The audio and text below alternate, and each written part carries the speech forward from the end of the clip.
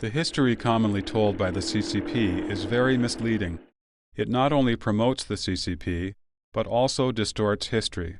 For example, the CCP called the civil war that overthrew the nationalist government the Liberation War. It referred to the post-1949 period as the period following the founding of the nation, when in reality, China existed long before that. The CCP simply established a new political regime. The 3-year-long Great Famine was called 3 years of natural disaster, when in fact it was not at all a natural disaster, but rather a completely man-made calamity. However, upon hearing these words used in everyday life and being imperceptibly influenced by them, people unconsciously accepted the ideologies that the CCP intended to instill in them. The CCP also abused religious vocabulary and distorted the meanings of those terms. For instance, enlightenment in religion refers to a cultivator's enlightenment to the true meaning of life and to return to his true self. However, the CCP changed it to mean the extent of understanding of the party and its rules and policies. At the same time, the CCP has created its own system of speech and discourse. Party conferences have always begun successfully and ended satisfactorily. Meetings with foreign officials are always conducted in a so-called cordial and friendly atmosphere. Party resolutions are always firmly supported and thereafter are followed and implemented by the people. The use of the abusive language in mass criticism, flattering words to sing the praises of the party, and the banal official formalities such as those contained in the party's 8-part essay lead people to speak unconsciously with thinking patterns that promote the concept of class struggle and extol the party.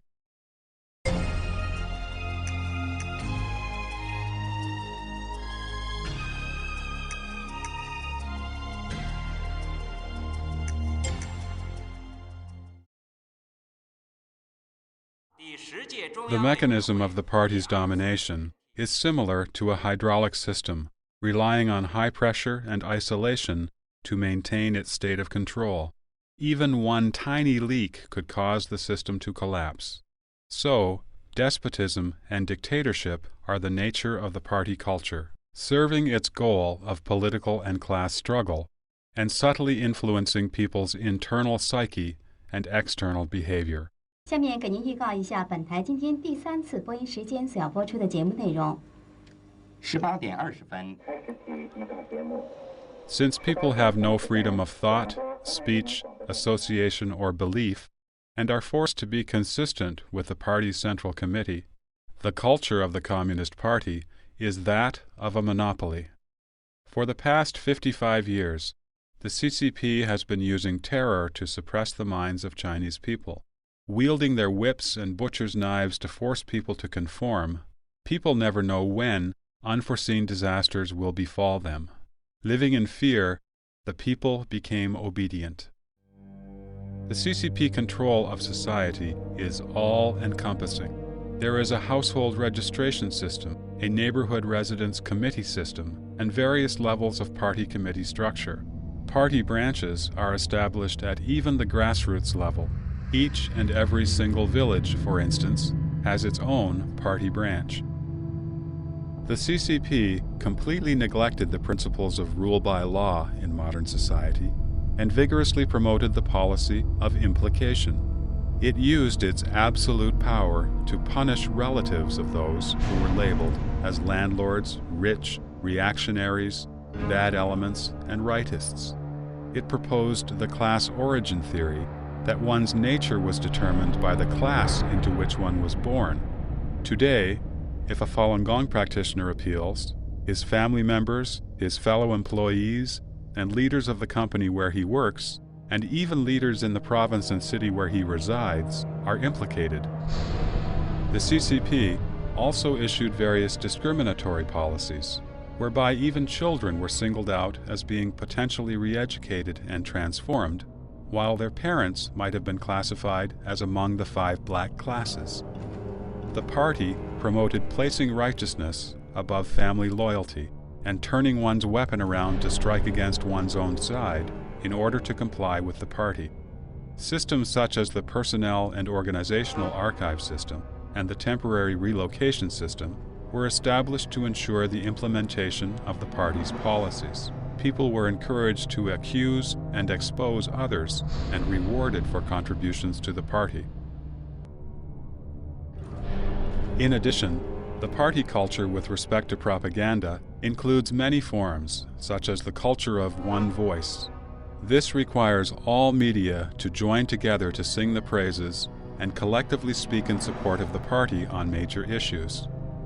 When needed, leaders from every level of the party, government, military, workers, youth leagues, and women's organizations, are brought out to express their support. Everyone has to go through the ordeal.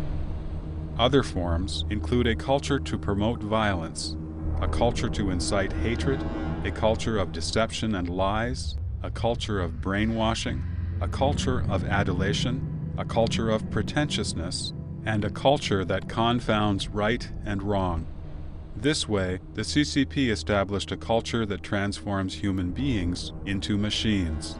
The party wants the people to be the never-rusting bolts in the revolutionary machine, to be tamed as the tools of the party. The people also formed a culture of self-imposed brainwashing and unconditional obedience. These were reinforced by slogans such as, "Fight ruthlessly to eradicate any selfish thoughts that flash through your mind," and "Erupt a revolution in the depths of your soul." Another, "Maintain maximum alignment with the party's central committee. Unify the minds, unify the footsteps, unify the orders, and unify the commands." The evil factors of human nature, such as selfishness, jealousy, harming others, or even adding insult to injury, were further amplified by the party. There are many more examples like these. Everyone from mainland China can find various elements of party culture in his own personal experience. The CCP thus formed a social and cultural environment suitable for the survival of its possessing evil specter.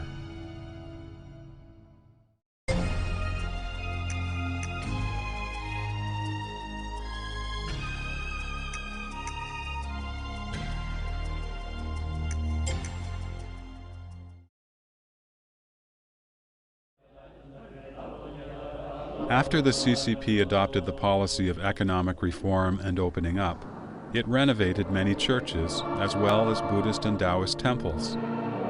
It organized temple fairs, built up various folk customs, and established national cultural villages in China.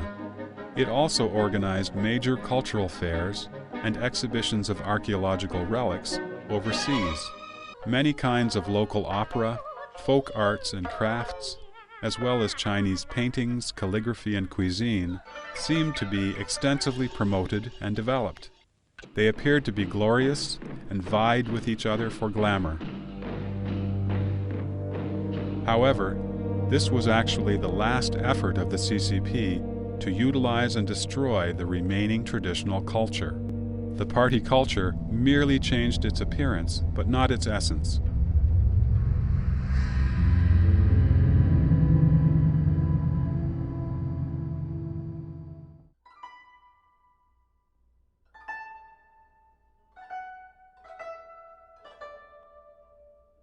Chinese culture has a divine meaning in it. For instance, the science in ancient China directly studied things like the human body, life, and the universe. Take Chinese medicine as an example. As documented in medical texts, most of the great physicians had supernatural abilities. When Dr. Bian Che met Cai Huanggong, he knew what illness he had just by looking at his complexion. When Dr. Hua Tuo met Emperor Cao Cao, he knew right away that Cao Cao had a tumor in his brain. Yet these things, the essence, are often denounced these days and are now said to be blind beliefs or superstition. What Chinese medicine has inherited today are only prescriptions or experiences gained from trial and error. Chinese medical physicians have to learn Western medicine in their classes on fundamentals.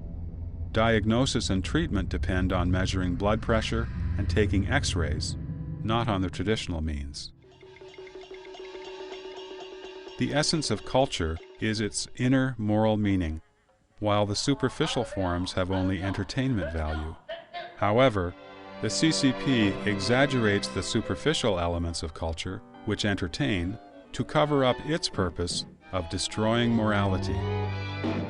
The more terracotta soldiers and horses exhibitions, the more calligraphy and painting exhibitions, and the more antique exhibitions that the CCP organizes, the more cultural festivals, arts festivals, or food festivals that the CCP hosts, the more deceptive the CCP is.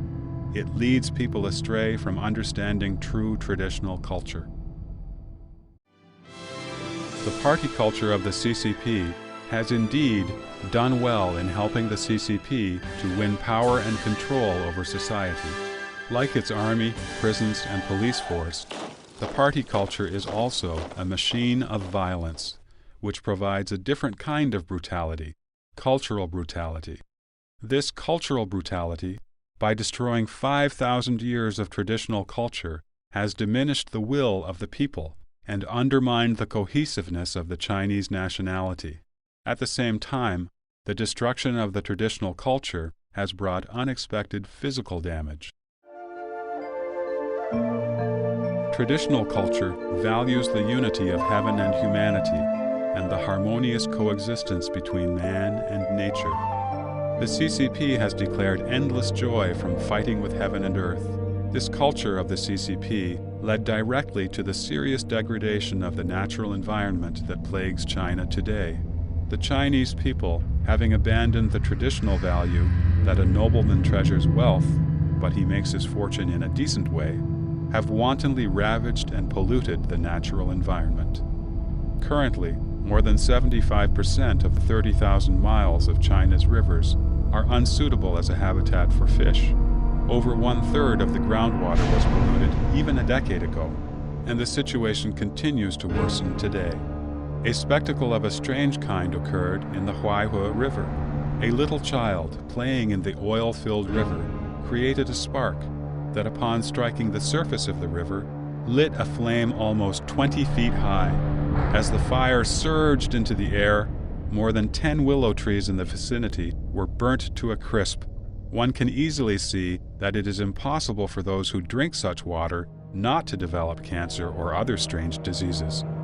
Other environmental problems, such as desertification and salinization in northwest China, and industrial pollution in developed regions, are all related to society's loss of respect for nature.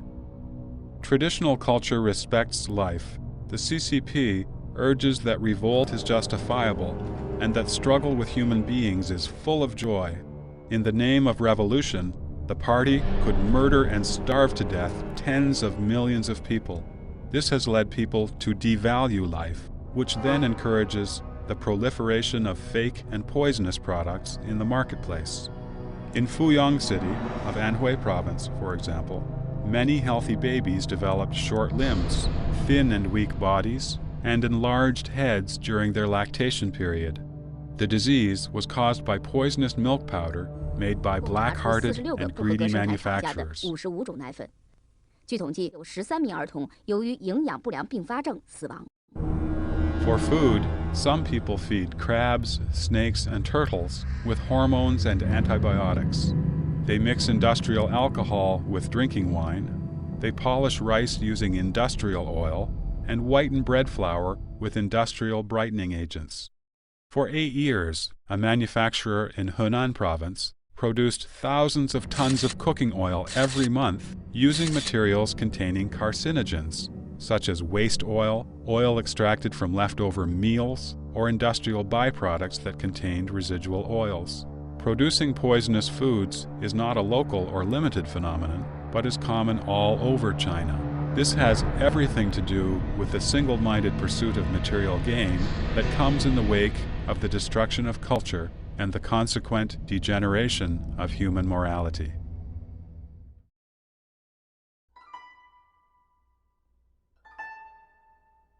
Unlike the absolute monopoly and exclusivity of the party culture, the traditional culture has a tremendous integrative capacity. During the prosperous Tang Dynasty, Buddhist teachings, Christianity, and other Western religions coexisted harmoniously with Taoist and Confucian thought. Authentic Chinese traditional culture would have kept an open and tolerant attitude toward modern Western civilization. What are known as the Four Tigers of Asia, Singapore, Taiwan, South Korea, and Hong Kong, have created a new Confucian cultural identity. Their soaring economies have proven that traditional culture is not a hindrance to social development. At the same time, authentic traditional culture measures the quality of human life on the basis of happiness from within, rather than material comfort from without.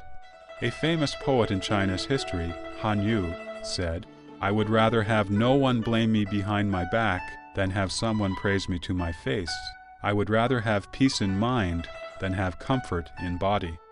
Dao Yuanming, another great poet, lived in poverty, but he kept a joyful spirit and, in his own words, enjoyed picking asters beneath the eastern fence and gazing upon the southern mountain in the distance.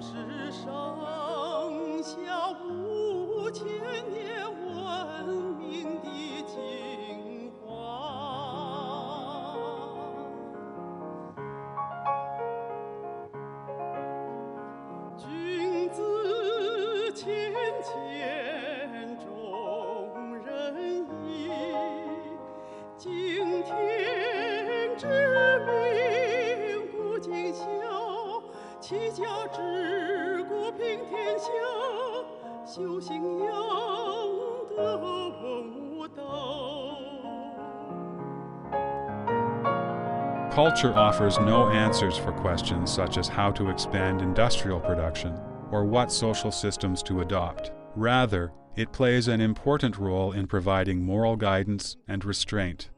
The true restoration of traditional culture will require the recovery of humility toward heaven and toward the earth and nature, of respect for life and awe before God. It will allow humanity to live harmoniously with heaven and earth, and to enjoy a heaven-given old age.